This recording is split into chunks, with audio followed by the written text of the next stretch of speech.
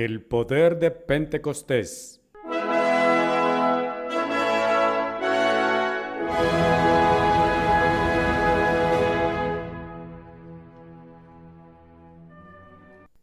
Y he aquí, yo envío la promesa de mi Padre a vosotros, pero esperad en la ciudad de Jerusalén hasta que seáis investidos con poder desde lo alto. Lucas 24, verso 49. En poco más de una semana, el domingo 16 de junio, estaremos una vez más celebrando el día de Pentecostés y el memorial del inicio de la Iglesia del Nuevo Testamento. En el pasaje arriba citado, al final de la narración del Evangelio de Lucas, Jesucristo enfocó en el poder que iba a ser dado en ese tiempo. A medida que leemos aquellas palabras, nuestras mentes invariablemente irán a la narración de Hechos 2 y a la manifestación de este poder físico, tal como poderoso viento rugiente, lengua de fuego y el hablar en lenguas. Y quizás también lo que Cristo menciona al final del libro de Marcos. Y aquellas señales seguirán a aquellos que creen. En mi nombre echarán demonios, hablarán nuevas lenguas, cogerán serpientes, y si bebieren cosas mortecinas, no les dañarán. Extenderán sus manos sobre los enfermos y serán recuperados. Marcos 16, versos 17 y 18. Todos estos resultados visibles físicos del Espíritu Santo, con tales cosas, el cristianismo mundano parece bastante confortable. Pero hubo también un poder que fue dado en aquel día que excedía en mucho cualquiera de estas manifestaciones observables, tangibles, que podríamos encontrar en las Escrituras, y era aquel poder, la habilidad de llegar a convertirse en un propio Hijo de Dios, como dice Juan 1, verso 12. Pero a tantos como le recibieron, le dio poder para convertirse en hijos de Dios, igualmente a aquellos que creen en su nombre. ¿Un sueño imposible? Pero consideremos por un momento exactamente lo que eso implica. En el lado positivo, convertirse en un hijo del Dios viviente significa que tendremos la misma clase de vida que el Padre y Cristo poseen, vida autocontenida, en cuerpo de espíritu, con todo el poder de un propio ser Dios, como está manifiesto en Filipenses 3, verso 21, como dice: Él cambiará nuestros cuerpos mortales débiles y los hará como su propio cuerpo glorioso, usando ese poder por el cual Él es capaz de traer todas las cosas bajo su gobierno. Pero debemos también apreciar que Dios no va a garantizarnos esa clase de poder cambiante de la realidad a menos que Él esté confiado 100% en que lo usaremos sabia y justamente. Por ejemplo, poseyendo una mente clara de Dios que por necesidad debe ir en armonía con Filipenses 2, verso 5, que dice: que esta mente esté en vosotros, la cual estuvo también en Cristo Jesús. Y en cuanto al mundo, eso puede parecer una meta totalmente irreal al estilo como ellos razonan. Ellos cuestionarían: ¿no están llevando estas cosas un poco demasiado lejos? ¿Exigiendo demasiado a un frágil ser humano? Podemos responder: Cristo nunca pecó, porque Él había estado con el Padre desde la eternidad y estaba lleno del Espíritu Santo desde su nacimiento. ¿Realmente esperamos caminar como Cristo caminó, quien fue un hombre cabal, pero también Dios en plenitud, quien llevó una vida sin pecado, nunca cedió a la tentación, nunca quebrantó la ley de Dios, ni siquiera mentalmente? ¿No es esto un concepto irracional para el mundo? Y muchas de las iglesias de este mundo usan aquellos precisos argumentos para justificar su propia fijación acerca de que la ley de Dios fue clavada en la cruz. Dicen ellos: después de todo, Dios es un Dios amoroso. Él entiende, ¿no es verdad? Porque Él conoce nuestra fragilidad. Él recuerda que somos polvo. Salmo 103, 14. Y así Él no puede esperar que seamos perfectos. Entonces ellos concluyen que esto tiene que ser la causa por la cual Jesús vino, a guardar en nuestro lugar la ley por nosotros, aboliéndola como un requisito por la flaqueza de nuestra humanidad. Pero como el señor Armstrong dice en el artículo que reproduzco enseguida, no podría haber un engaño más dañino del diablo. Si leyéramos el contexto de ese pasaje de Salmo 103, hallaremos que esto no es acerca de que Dios nos está permitiendo no tener que guardar más su ley, sino acerca de su misericordia y piedad por nosotros en nuestras luchas para ser obedientes a Él. Él dice lo siguiente: como un padre tiene piedad de sus hijos, así el Eterno se apiada de aquellos que le temen. Porque Él conoce nuestro ser, Él recuerda que somos polvo.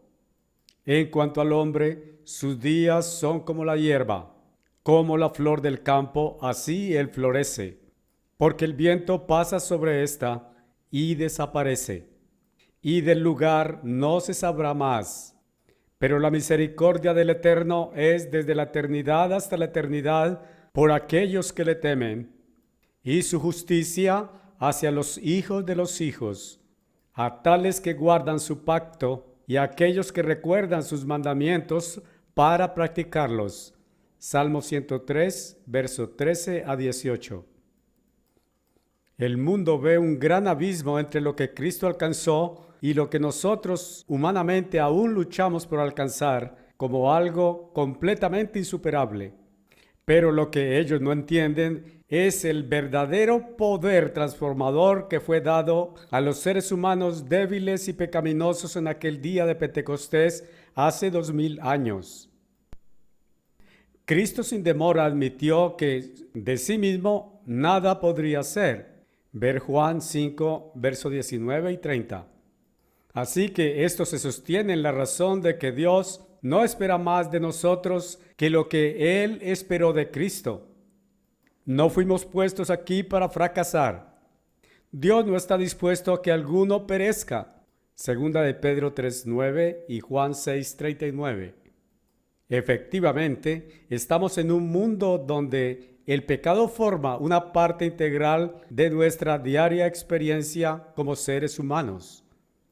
Específicamente, hemos sido puestos aquí durante esta era supervisada por Satanás para aprender los efectos de pecar de primera mano. Esto es terapia de aversión. Más frecuentemente, lo que sufrimos es el resultado de nuestros propios pecados. Pero una gran proporción de nuestro trauma también surge cuando otros alrededor de nosotros y asociados con nosotros quebrantan la ley de Dios. Y en ambos casos aprendemos. Pero fue exactamente en tal mundo que Jesucristo también vino. Él es el ejemplo que Dios espera que sigamos, porque dentro de tal mundo, Él de hecho vivió una vida completa sin pecado, como dice en Hebreos 4, verso 15. Porque no tenemos un sumo sacerdote que no sea sensible a los sentimientos de nuestras debilidades, sino que en todos los puntos fue tentado como nosotros, sin pecado. La gran diferencia era que Él también era Dios, teniendo el Espíritu sin medida. Juan 3, verso 34. Aún así, eso de ninguna manera le restó a Él que plenamente llegó a convertirse en carne. Juan 1, verso 14. Y la palabra fue hecha carne y habitó entre nosotros, y contemplamos su gloria, la gloria como el único engendrado del Padre, lleno de gracia y verdad. Al grado en que podemos comprender desde nuestra frágil perspectiva humana, el individuo que era desde la eternidad el Logos, respirando espíritu por su vida autocontenida, se revistió de todo. Filipenses 2, verso 7. Para en verdad convertirse en una criatura que en lugar de respirar aire, por una existencia humana completamente química, física y temporal. La Escritura claramente indica que Él, el Eterno, literalmente, se convirtió en carne. Esta verdad Simón el Mago y sus seguidores simplemente no podrían aceptar en medio de tantas otras cosas. El fundador del falso cristianismo mundano era un hereje gnóstico que describió a Jesucristo como parte de una trinidad pagana, muy lejos y por encima de toda contaminación. En su visión distorsionada del asunto, el personaje manifiesto aquí sobre la tierra, conocido como Jesucristo, era nada más que una teofanía nebulosa en relación con lo divino, es decir, una manifestación visible de Dios a la humanidad. Él literalmente no se convirtió en carne. Esta es la razón por la cual Simón el Mago clamó ser el Simón que no solo llevó la estaca en auxilio de Cristo, sino que Él lo sustituyó como el individuo sobre la cruz, para que lo divino no fuera contaminado por tal cosa mundana como era la muerte. Esto ciertamente es casi la fuente de figuras individuales afeminadas de pelo largo en estas escenas de la crucifixión mundanas. Es la semejanza de Simón el Mago, el supuesto sustituto físico. Pero la herejía fue plenamente reconocida y expuesta por el apóstol Juan en 1 de Juan 4, versos 2 y 3, que dice: Por esto conocéis el Espíritu de Dios. Cada espíritu que confiesa que Jesucristo ha venido en la carne es de Dios. Y todo espíritu que no confiesa que Jesucristo ha venido en la carne no es de Dios. Y esto es aquel espíritu del anticristo, del que habéis oído que vendría, y aún ahora ya está en el mundo.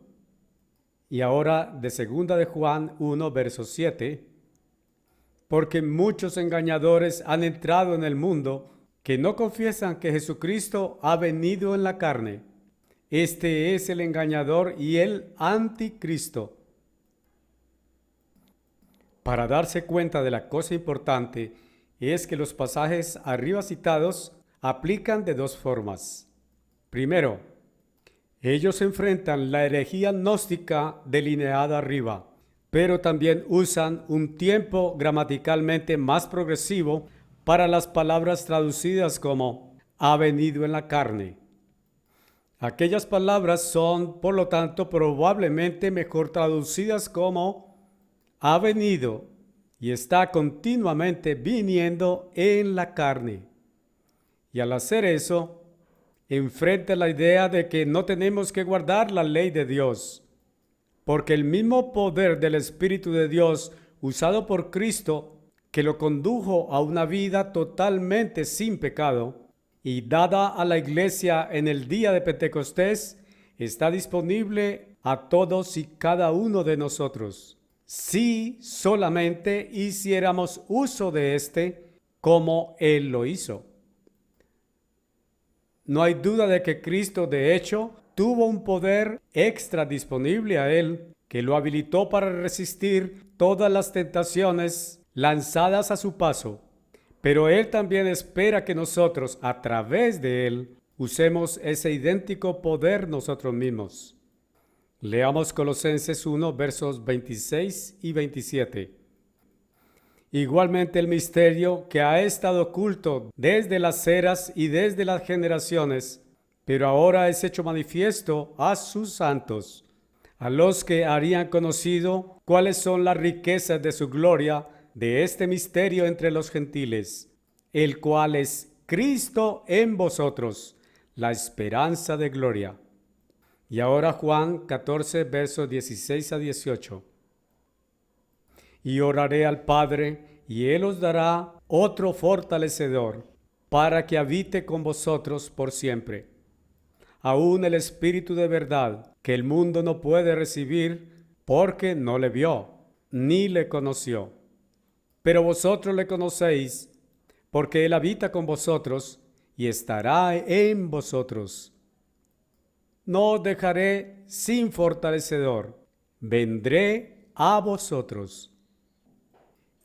Es ciertamente verdadero que el gran abismo entre el Dios del Antiguo Testamento, Jesucristo, y nosotros es algo más allá de lo gigante, y la justicia que Él exhibió contrastaba con nuestros propios intentos de ser justos, lo cual es algo casi risible. Pero ese es el punto. Dios no está buscando nuestros propios intentos de ser justos. Tal justicia es nada más que mera autojusticia, y así totalmente sin valor, siendo una justicia que tiene en su base simplemente un deseo carnal de parecer bueno, una visión de recibir y autocentrista. Leamos Isaías 64, versos 6 al 8. Pero todos somos como cosa inmunda, y todas nuestras justicias son como trapo de inmundicia, y todos decaemos como una hoja, y nuestras iniquidades como el viento, que es llevado lejos. Y no hay nadie que invoque tu nombre, que se mueva a apoyarse en ti, porque tú has ocultado tu rostro de nosotros, y nos has consumido por causa de nuestras iniquidades. Pero ahora, oh Eterno, tú eres nuestro Padre, nosotros el barro, y tú nuestro alfarero, y todos somos la obra de tus manos. Pero para ser verdaderamente justo, como el Padre y Cristo son justos, debemos convertirnos en parte de la familia de Dios, a la manera como solamente Dios es verdaderamente bueno. Marcos 10, verso 18. Nosotros, desde nuestro propio ingenio, no podemos movernos a apoyarnos en ti, como dice arriba en verso 7.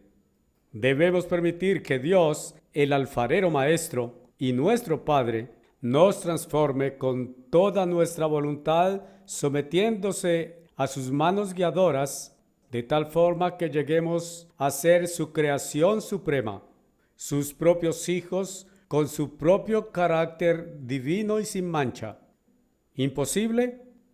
En términos humanos, absolutamente. Pero no con Dios, con quien todas las cosas son posibles. Mateo 19, verso 27, Marcos 10, verso 27 y Lucas 18, verso 27.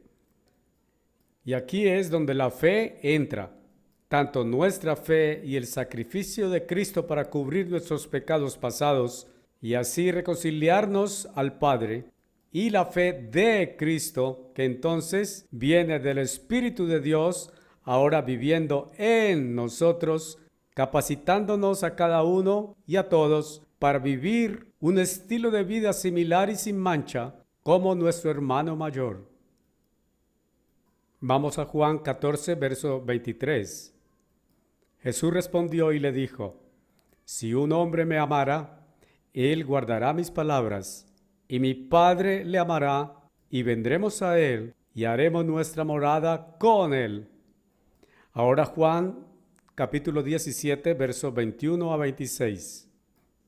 Para que todos sean uno, como tú, oh Padre, eres en mí, y yo en ti, que sean también uno en nosotros, para que el mundo crea que tú me has enviado, y la gloria que me has dado les he dado, que puedan ser uno, igual como nosotros somos uno, yo en ellos y tú en mí, que sean hechos perfectos en uno, y que el mundo sepa que tú me has enviado y los has amado como tú me has amado.